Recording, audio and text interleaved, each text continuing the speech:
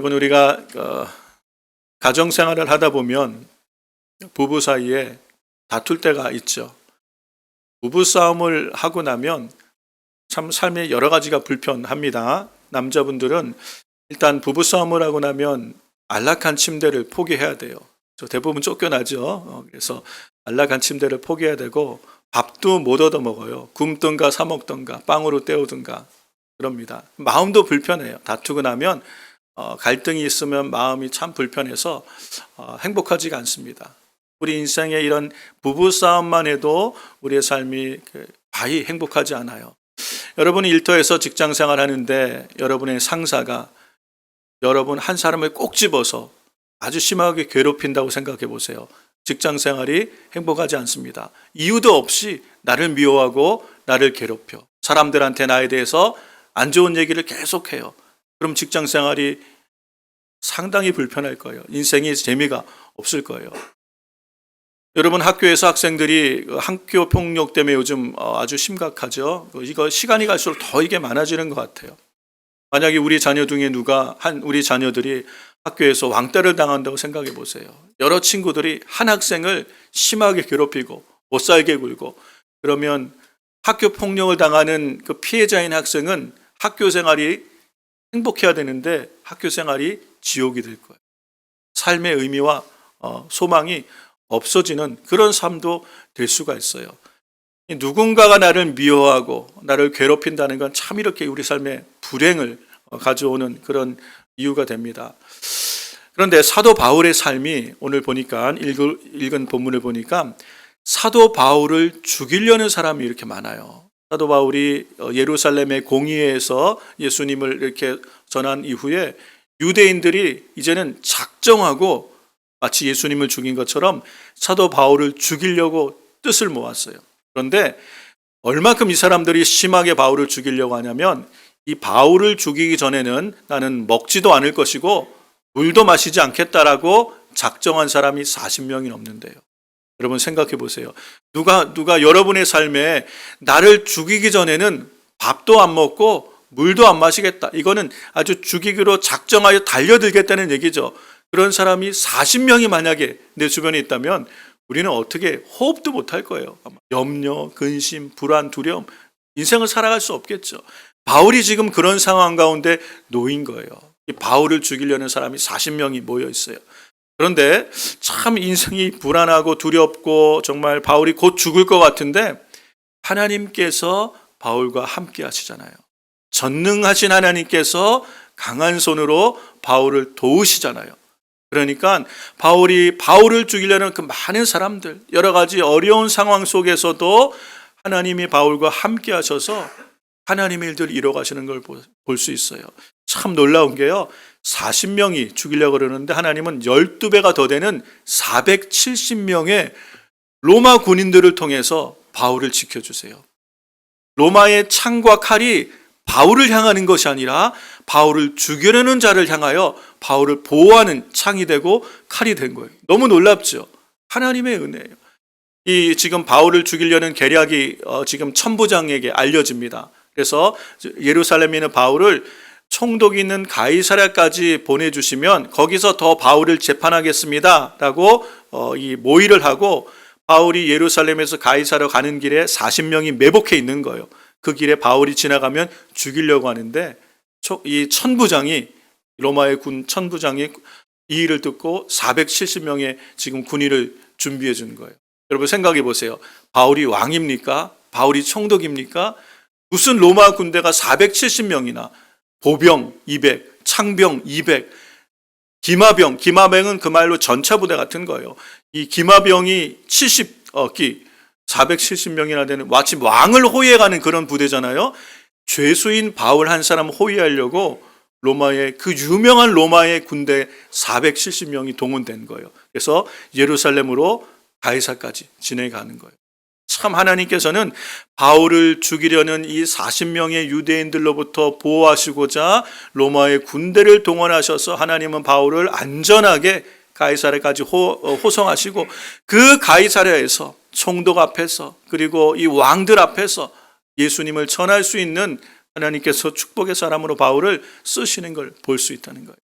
여러분, 우리 인생에 우리가 마주하는 삶의 환경에 여러 가지 어려운 일들이 찾아올 수 있어요.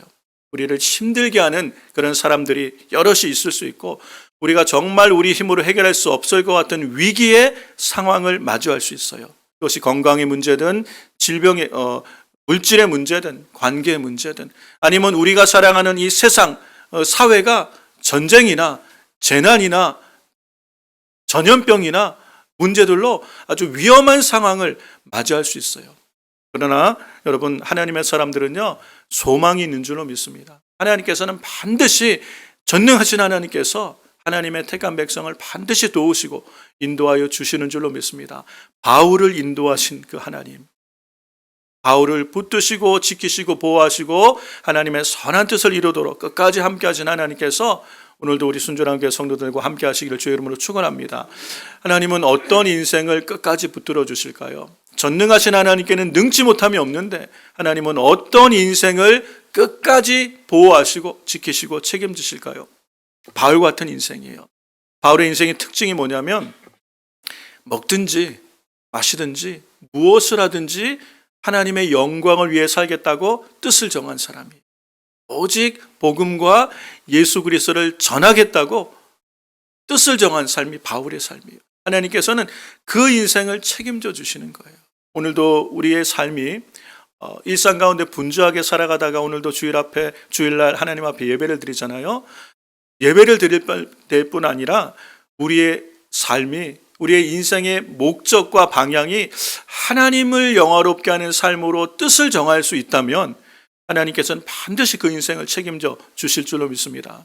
저는 우리 순전한 교회 성도님들이요, 일상을 분주하게 살아가지만 우리가 열심히 한 주간 살아가는 삶의 목적, 이유, 내가 열심히 자녀들을 양육하고, 또 학생들은 열심히 공부하고, 또 우리 어른들은 열심히 직장생활 일하고 수고하는 목적이 내가 이 땅에서 잘 먹고 잘 사는 그곳에 있는 것이 아니라, 거기에 머무는 것이 아니라 나의 삶을 통해서 하나님을 영화롭게 하며 주님의 이름이 높임을 받으시는 삶이 되었으면 좋겠다라는 인생의 목적을 가지고 살아간다면 우리 하나님께서는 반드시 우리의 삶을 도우시는 줄로 믿습니다. 그런 인생이 되시기를 주의 이름으로 축원합니다.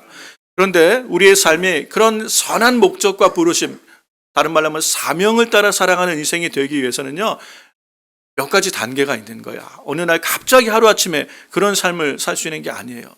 먼저 우리에게 필요한 것이 우리가 구원받은 이 구원에 대한 확신이 우리 가운데 있어야 돼요. 사도 바울이 이 자신의 구원에 대하여 이렇게 고백하는 내용을 볼 수 있습니다. 디모데전서 1장이 사도 바울을 이해하는 데 참 도움이 되는 말씀이에요. 디모데전서 1장에서 사도 바울은 13절에서 15절에 이렇게 자신을 이야기합니다. 우리 현대인의 성경으로 보겠습니다. 내가 전에는 하나님을 모독하고 성도들을 핍박하던 난폭한 사람이었으나 믿지 않을 때에 모르고 한 짓임으로 하나님께서 나를 불쌍히 여겨 주셨습니다. 이렇게 고백했어요. 난폭한 사람, 내가 알지 못하고 그렇게 살았던 삶입니다. 그런데 우리가 잘 알지만 바울은 굉장히 종교적인 사람이었어요. 나온 지 8일 만에 할례를 받았고 바리새인 중에 바리새인이요, 율법으로는 흠이 없는 자라고 자신을 소개할 만큼 철저히 유대교에 아주 열심히 했던 사람이에요. 율법적으로, 율법의 의로는 남들 앞에 내세울 만한 철저히 율법적인 종교적 삶을 살았던 사람이 바울이에요.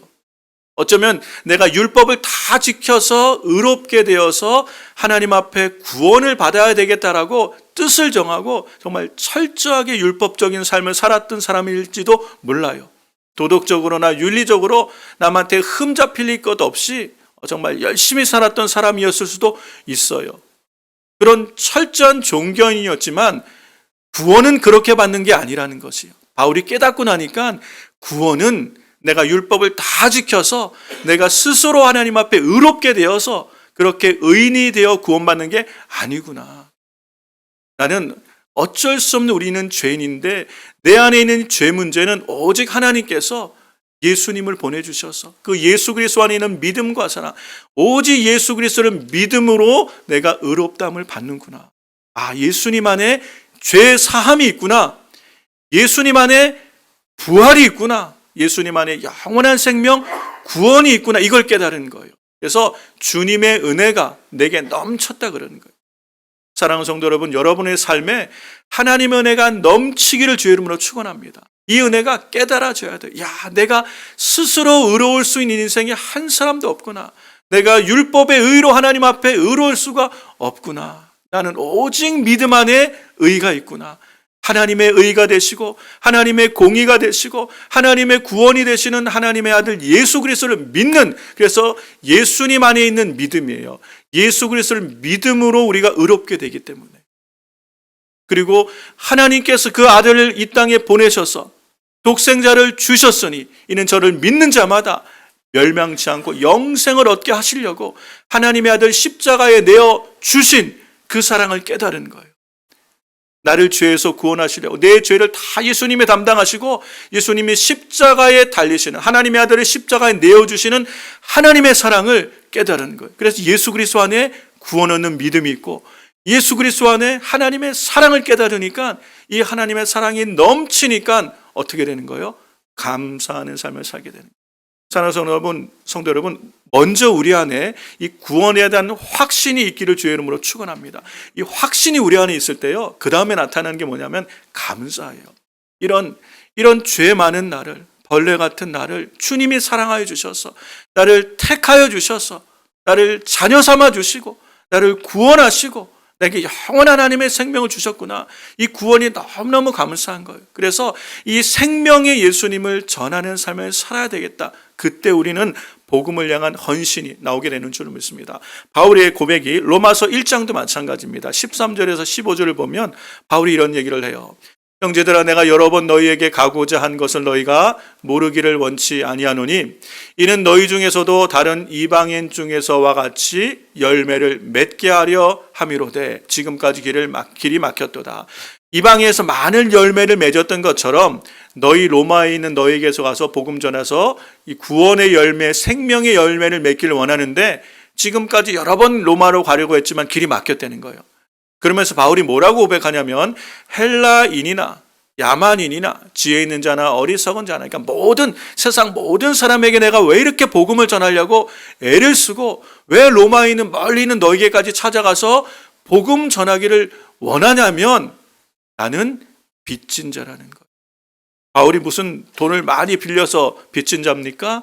바울은 은혜의 빚진 자요, 사랑의 빚진 자라는 거예요. 예수님의 생명으로 구원 얻은 십자가의 도를 깨닫고 나니까 내 의로 구원 얻은 것이 아니라 전적인 하나님의 아들 예수 그리스도의 희생으로 내가 구원 얻었구나. 그렇게 얻고 싶은 구원, 그렇게 가고 싶은 하나님 나라 영생을 나의 힘으로 얻은 것이 아니라 하나님의 은혜로, 하나님의 은혜 주신 선물이신 하나님의 아들을 믿음으로 내가 구원받았구나. 이것이 깨달아지니까 빚진 자예요. 사랑의 빚을 졌고 은혜의 빚을 졌고 하나님의 은혜가 너무 감사하니까 나의 남은 생애를 통하여 주님의 은혜의 빚을 갚는 삶을 살고 싶은 거예요. 그 갚는 길이 뭔 거예요? 내가 예수 그리스도로 말미암아 이 생명의 복음으로 영원한 생명을 얻었다면 누구든지 주의 이름을 부르는 자는 구원을 얻게 하셨는데, 누구든지 예수를 믿으면 다 구원을 얻는 이 영생의 복음을 주셨는데 나를 통하여 이 영생의 복음이 열방에 전해지게 해야겠다. 그래서 바울은 그의 삶을 드린 거예요. 그래서 1차, 2차, 3차 전도 여행을 통해서 이 지중해 지역의 모든 땅끝까지 복음 전한 일에 헌신하고 로마에까지 복음 전하려고 헌신한 줄로 믿습니다. 이게 열매예요. 내가 빚진 자이기 때문에 열매 있는 삶을 살려고 할 때 하나님께서 바로 그 인생, 이 복음의 빚진 자로 구원의 은혜에 감사하여 생명의 열매를 맺는 전도자의 삶, 증인의 삶을 살고자 내 삶을 통하여 예수님의 이름이 높임받는 생애가 되고자 하나님의 은혜를 구하는 그 사람, 그 바울을 하나님께서 붙들어 주신 줄로 믿습니다. 바울이 복음 전하려고 하니까 하나님께서 바울을 지키시는 거예요. 바울이 생명의 열매를 맺고자 하니까 바울이 끝까지 하나님의 바울을 붙들어 주시는 거예요. 이 우리가 오늘 읽은 사도행전 24장, 23장 본문의 내용을 읽기 바로 전에 11절에서 23장 11절에서 이 밤에 우리 주님이 바울에게 나타나셔서 이런 얘기를 하시는 거예요. 내가 예루살렘에서 나를 증거한 것 같이 내가 로마에서도 나를 증거하여야 하리라. 네가 지금 이 예루살렘 이 산헤드린 공의회에서 나를 증거하지 않았느냐? 이것처럼 이제 너가 로마에서도 나를 증거해야 돼. 로마까지 가서 복음 전할 사명을 위해 살고자 하는 바울을 하나님이 지켜주시는 거예요. 유대인들은 바울을 죽이고자 하지만 하나님은 그 로마의 창과 칼을 통하여 바울을 보호하시고 결국은 로마에까지 가게 하셔서 그 배를 타고 마며 풍랑이 일어서 다 죽게 되어도 바울은 로마에 가서 복음을 전하려고 하니까 그 바울 때문에 그 배에 탄 사람을 다 살려주시는 거예요. 축복의 사람이 되는 거예요. 사람을 살리는 사람이 되는 거예요. 어떻게 해요?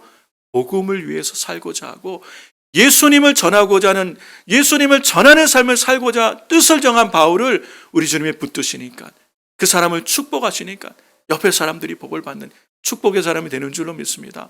사랑하는 성도 여러분, 우리 인생의 목적, 내가 이 땅을 사는 동안에 열심히 일해서 돈 벌어서 빨리 집 장만하고 그리고 안정적으로 정말 편안한 삶을 살겠다, 그런 꿈을 우리는 가져요. 그게 나쁘다는 게 아니에요. 그런데 그리스도인들은 거기서 머물러서는 안 돼요. 내가 이 땅에 잘 먹고 잘 사는 것으로 우리의 삶의 목적을 삼는 것은 우리는 하나님께 너무 죄송한 삶이에요. 우리를 구원하신 하나님 은혜에 감사하여 하나님이 내게 주시는 복으로, 내게 주신 은혜로, 하나님께 내게 주신 모든 은혜를 통하여 하나님을 영화롭게 하는 삶을 살리라.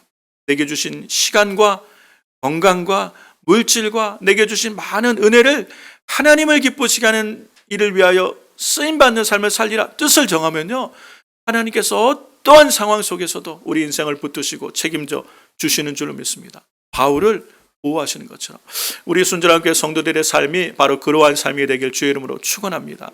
하나님, 내 남은 삶을 통하여 내게 주신 은혜로 내가 정말 예수님을 전하며 예수님의 증인되는 삶을 살겠습니다. 내 가정에서부터 내 일터와 내 가까운 이웃에게, 또 허락하시면 내가 먼 이웃에게까지 가서 예수님을 전하는 삶을 살기를 원합니다. 뜻을 정하면 하나님께서 그 인생을 끝까지 붙드셔서 잘되게 하시고 강건하게 하시고 복되게 하셔서 축복을 나누는 축복의 사람으로 하나님이 세워주실 줄로 믿습니다. 이 은혜가 우리 성도들의 삶에 있기를 주의 이름으로 축원합니다. 하나님께서 도우시는 인생은 어떤 인생일까요? 전심으로 하나님을 찾는 인생을 하나님은 도우세요. 이 얘기는 전심으로 하나님을 찾는다는 것은 하나님 앞에 간절히 기도하는 인생을 하나님은 반드시 도우시고 책임져 주시는 줄로 믿습니다. 전능하신 하나님께서 그 강한 손으로 끝까지 붙드시는 인생이 누구냐면 기도하는 사람이에요. 사도 바울은 참 기도를 많이 했던 사람입니다. 그의 서신을 보면 내가 너희 모든 사람보다 더 많이 기도했다, 내가 더 많이 방언을 말한다 라고 얘기하고 나는 성령 안에서 무시로 기도한다 라고 말할 정도로 바울은 참 기도를 많이 했던 사람이에요. 그리고 바울을 위하여 중보하며 기도해 주는 사람들이 많이 있었죠. 바울이 하나님 앞에 간절히 기도하고 바울을 위하여 많은 사람이 기도할 때 바울이 어려운 일, 환난, 결박, 그런 힘든 상황에서도 하나님의 그 기도를 들으시고 바울을 반드시 건져내시고 인도하여 주시는 줄로 믿습니다.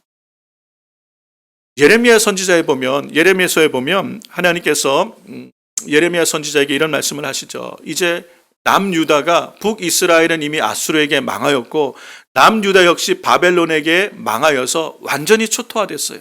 유대에 있던 모든 사람이 다 바벨론에 잡혀가고 유다는 황폐하게 되어진 그때, 이제 유다 백성들이 생각할 때 우리는 망했구나, 이제 우리나라에는 소망이 없구나, 다 그렇게 포기할 그때에 하나님께서 예레미야 선지자에게 이런 말씀을 하시는 거예요. 예레미야서 29장 10절 말씀에 보면 나 여호와가 이같이 말하노라, 바벨론에서 70년이 차면 내가 너희를 권고하여, 돌아보신다는 거예요. 나의 선한 말을 다시 돌아오게 하리라는 약속의 말이에요.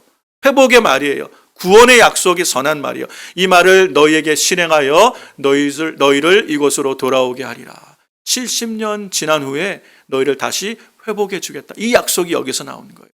모든 사람은 이제 끝났다, 망했다, 예루살렘은 다 회파되었고 성전은 돌 하나도 돌 위에 남지 않고 다 무너져서 이제 우리는 끝났다라는 절망을 얘기할 때 하나님은 다시 소망을 얘기하십니다. 그러면서 하시는 말씀이 11절 말씀 보세요. 나 여호와가 말하노라. 너희를 향한 나의 생각은 내가 하나니 재앙이 아니라 곧 평안이요 너희 장래에 소망을 주려 하는 생각이라. 자, 재앙을 당한 것 같아요. 망한 것 같아요. 이제는 끝난 것 같아요. 모든 사람이 우리는 하나님께 징계를 받았어. 이제 우리는 망했어. 재앙이야. 라고 말할 그때에 하나님의 생각은 그게 아니라는 거예요. 이스라엘이 비록 하나님 앞에 범죄함으로 사람 막대기 인생 채찍을 통하여 그들을 징계하셔서 바벨론에 70년간 맡기셨지만 하나님의 백성을 향한 하나님의 계획은 평안이에요. 그들의 장래에 소망을 주려는 생각을 하나님은 갖고 계시다는 거예요. 이 하나님의 계획이 이루어지기 위해서 하나님은 12절에 예레미야 선지자를 통하여 이스라엘 백성에 뭐라고 말씀하십니까? 너희는 내게 부르짖으며 와서 내게 기도하면 내가 너희를 들을 것이요. 아멘. 우리 앞에 당한, 지금 이스라엘이 당하고 유다가 당한 현실은 예루살렘 성전이 다 무너지고 백성은 다 바벨론의 포로로 잡혀간 것 같은 절망적인 상황일지라도 하나님은 이 백성을 향한 계획이 있고 소망이 있는데 너희가 기도하면 내게 와서 부르짖으면 반드시 하나님의 약속을 이루신다는 것, 길을 여신다는 거예요. 사랑하는 성도 여러분, 우리 하나님께서는요, 기도하는 인생을 반드시 책임지십니다. 하나님의 택한 백성을 우리 주님은 절대로 포기하지 않습니다. 우리가 하나님의 자녀여 구원받은 성도임에도 우리 인생에 때로는 고난과 역경과 어려운 일이 있을 수 있어요. 국가적인 재앙을 함께 경험할 수 있어요. 그러나 사람들은 망했다, 이젠 끝났다 낙심하고 좌절하고 포기하고 두려워할 때 성도들은 두려워하지 않길 주의 이름으로 축원합니다. 낙심하지 마시길 바랍니다. 하나님 앞에 기도하면 반드시 하나님 우리 도우시마 약속하셨어요. 반드시 주의 일을 이루신다고 약속하셨어요. 역대하 29장에 보면 하나님은 또 이렇게 말씀하십니다. 역대하 16장 9절에 여호와께서 온 세상을 두루 살피시며 자기를 진심으로 찾는 사람에게 능력을 주신다라고 말씀하셨어요.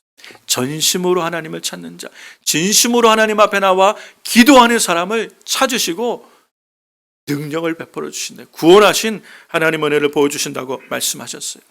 사도행전 12장에도 보면요, 헤롯 왕이 유대인들을 기쁘게 하려고 야고보를 죽였어요. 야고보를 죽였더니 유대인들이 너무 좋아하는 걸 보고 유대인들을 기쁘게 하려고 또 이 헤롯 왕이 베드로를 잡아서 옥에 가뒀습니다. 이제 6월절이 지나면 베드로를 죽이려고 작정했는데 교회와 성도들이 모여서 함께 베드로를 위하여 간절히 기도했어요. 12장 5절에 보니까 베드로를 위해 기도할 때 하나님께서 천사를 보내셔서 옥에 갇혀있는 베드로를 구원해내세요.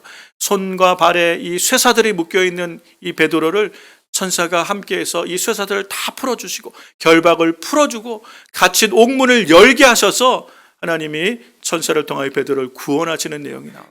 구원받은 옥에서 나온 베드로가 마가의 다락방에 가봤더니 성도들이 모여서 기도하고 있는 거예요. 베드로를 위해서. 사랑하는 성도 여러분, 우리 인생이 여러 가지 흉악한 결방, 사방이 우겨싸임을 당한 것 같고 나를 힘들게 하는 모든 것들 때문에 움짝달싹할 수 없는 그런 환경 가운데 매여 있는 것처럼 느껴질지라도요, 성도가 기도하고 교회가 기도하면 하나님께서 우리 인생의 결박을 풀어주시는 줄로 믿습니다. 우리 인생의 닫힌 문들을 활짝 여셔서 살 길을 열어주시는 줄로 믿습니다. 그러므로 기도하면 돼요. 우리 주님이 요한복음 14장에서 우리에게 약속하시는 게 너희가 내 이름으로 무엇이든지 구하면 내가 시행하리라. 주님이 약속하셨어요. 내 이름으로 무엇이든지 구하면. 여러분, 예수 그리스도의 이름은 권세요 능력인 줄로 믿습니다. 우리 인생의 가장 소중한 이름, 가장 강력한 능력, 예수 그리스도의 이름이에요. 누구든지 예수의 이름을 부르면 구원을 얻으세요. 누구든지 주의 이름을 부르면 하나님께서 응답하신다고 약속하셨어요. 너희가 내 이름으로 무엇이든지 구하면 내가 시행하겠다. 우리 주님이 약속하셨어요. 왜 그렇게 하십니까? 아버지로 하여금 아들 인하여 영광을 얻으시게 하기 위해서. 성도가 주의 예수 그리스도의 이름으로 하나님 앞에 간절히 기도할 때 하나님께서 응답하심을 통하여 영광을 받으시는 거예요. 요한복음 15장에도 동일한 말씀을 하십니다.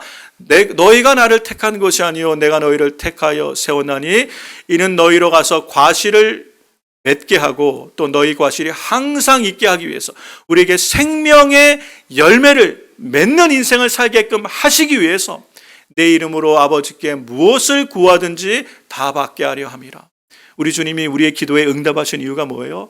사랑하는 성도들이 열매 있는 인생을 살기 원하고 생명의 열매를 맺기 원하고 예수님을 높이며 주 예수의 이름이 나의 삶을 통하여 영광을 받으시는 삶이 되기를 원하여 하나님 앞에 기도할 때 우리 주님은 반드시 응답하신다고 약속하신 거예요.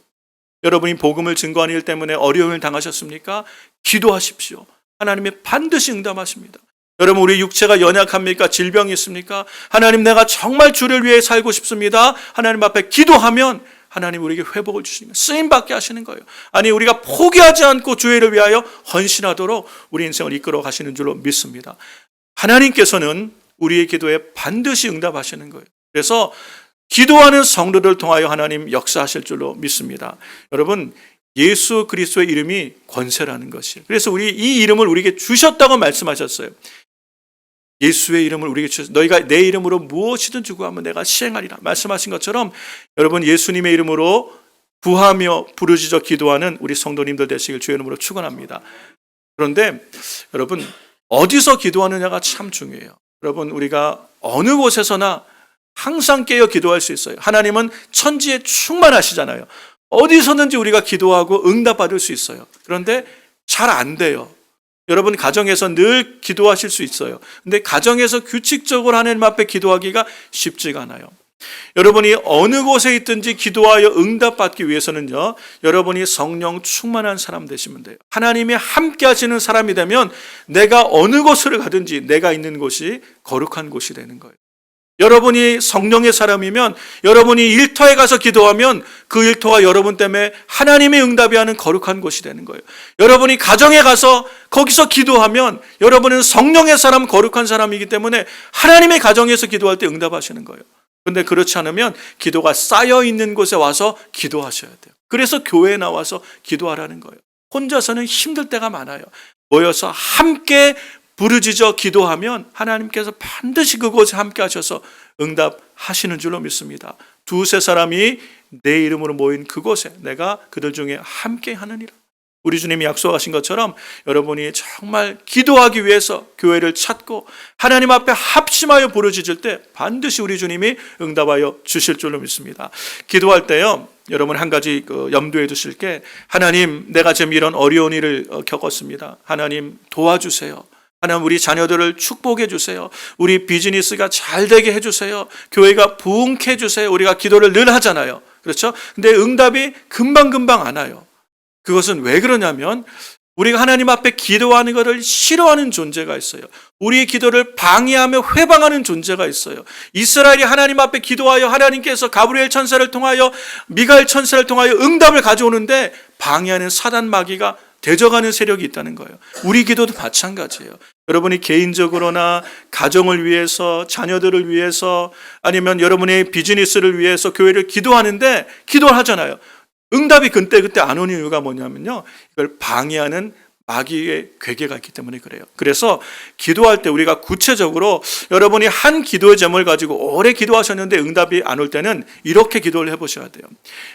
여러분 비즈니스를 하시잖아요. 하나님, 내 비즈니스가 잘 되게 해주세요. 그런데 이게 금방금방 응답이 안 되고 계속 어려워요. 그럴 때는 구체적으로 이런 기도를 하셔야 돼요. 하나님께서는 우리에게 복을 주시고 우리에게 응답하기를 원하세요. 그런데 가로막고 있는 사단 마귀의 괴계가 있어서 계속 우리를 힘들게 하는 경우, 그거를 사단 마귀를 대적하는 기도를 하셔야 돼요. 지금 우리 가정에 화목하고 행복하길 원하는 가정에 자꾸 다툼과 분쟁과 시기와 이간질로 싸우게 만드는 마귀 사단, 흑암의 어둠의 괴계든 예수의 이름으로 떠나갈지어다. 우리의 가정에 분쟁을 일으키는 마귀의 사단에 대해서 결박하며 기도하셔야 돼요. 그러면 우리를 힘들게 가정에 역사하는 마귀의 계계가 풀어질 때 하나님께서 그 안에 평강을 주시는 거예요. 일터를 위해서 기도할 때도 마찬가지예요. 잘 되고 일터가 부흥하고 이 비즈니스가 잘 돼야 되는데 이걸 회방하는, 성도가 잘 되면 하나님 나라의 일이 계속되니까 이걸 방해하는 세력이 있다는 거예요. 원수 사단 마귀는요, 지금도 끊임없이 우리를 회방해요. 그 사단 마귀를 향하여 기도하셔야 돼요. 내가 나사렛 예수 그리스도를 명하노니 내 사업장, 내 비즈니스를 가로막게 안 되게 방해하는 마귀 사단의 괴계야. 내가 나사렛 예수의 이름을 명하노니 우리 사업장에서 떠나가라 라고 명하고 기도하셔야 돼요. 그럼 구체적으로 그렇게 기도하세요. 그러면 우리를 정말 힘들게 하고 우리를 가로막고 있는 이 사단 마귀 결박이 끊어져야 돼요. 사슬이 끊어져야 하나님께서 우리 인생에 역사하시는, 마음껏 축복하시는 통로가 열어지게 되는 줄로 믿습니다. 우리를 영적 전쟁이라는 것이 있기 때문에 그래요. 하나님 앞에 기도를 계속하지만 응답이 안 올 때는 우리를 방해하는 세력을 위하여 구체적으로 기도할 때 하나님께서 그 안에 응답하신 은혜의 역사가 있는 줄로 믿습니다. 여러분, 우리의 자녀를 위해서도 마찬가지고 가정을 위해서도 마찬가지고 교회를 위해서도 마찬가지예요. 하나님, 우리 순전한 교회에 부흥을 주세요. 계속 기도하는데 이게 부흥이 더디게 오는 것 같아요. 그러면 이걸 가로막는 흑암의 세력들에 대해서 분쟁하며 분리하며 부흥을, 전도의 열매가 이루어지지 못하게 전도를 가로막는 영들을 예수의 이름으로 꾸짖어 기도할 때 교회가 함께 기도해 주셔야 돼요. 성도님들이 함께 교회의 부흥을 위하여 기도할 때 하나님께서 은혜를 주시고 부흥케 하시는 줄로 믿습니다. 우리 주님은요, 반드시 기도에 응답하신다고 약속하셨어요. 그러면 우리가 뜻을 정하여 작정하여 하나님 앞에 부르짖어 기도하면 우리 주님은 반드시 우리 삶의 모든 묶음들을 풀어주시고 결박을 풀어주시고 우리를 모든 갇힌 곳에서 열어주셔서 우리 성도들의 삶, 여러분의 개인의 삶과 가정과 일터, 교회를 하나님의 선한 뜻 가운데 축복의 통로로 삼으셔서 하나님의 영광을 받으시는 그런 축복의 삶으로 인도하여 주실 줄로 믿습니다. 말씀을 정리하겠습니다. 사랑하는 성도 여러분, 오늘 우리의 삶에 하나님의 도우심이 함께 하셔야 됩니다. 우리의 힘으로, 여러분, 우리의 실력으로 세상을 이길 수가 없어요. 우리를 정말 회방하며 우리를 괴롭히며 방해하고자 하는 영적 세력이 있는 이 영적 싸움 가운데 전능하신 하나님의 도우심이 함께 하실 때 우리는 모든 믿음의 선한 싸움에서 반드시 승리하게 되는 줄로 믿습니다. 그러므로 우리 인생의 방향성, 뜻을 하나님을 영화롭게 하는 삶으로 정하고 우리가 늘 깨어 기도하는 삶으로 하나님 앞에 나아갈 때 주님은 반드시 우리의 기도에 함께 하시고 성도들의 가정과 또 일터와 교회를 도우셔서 하나님의 영광을 드러내는 생명의 열매를 많이 맺는, 그래서 하나님의 영광 받으시는 축복의 사람으로 축복하여 주실 줄로 믿습니다. 이 은혜가 우리 성도들의 삶과 가정과 일터의 교회에 넘치게 되기를 주의 이름으로 축원합니다.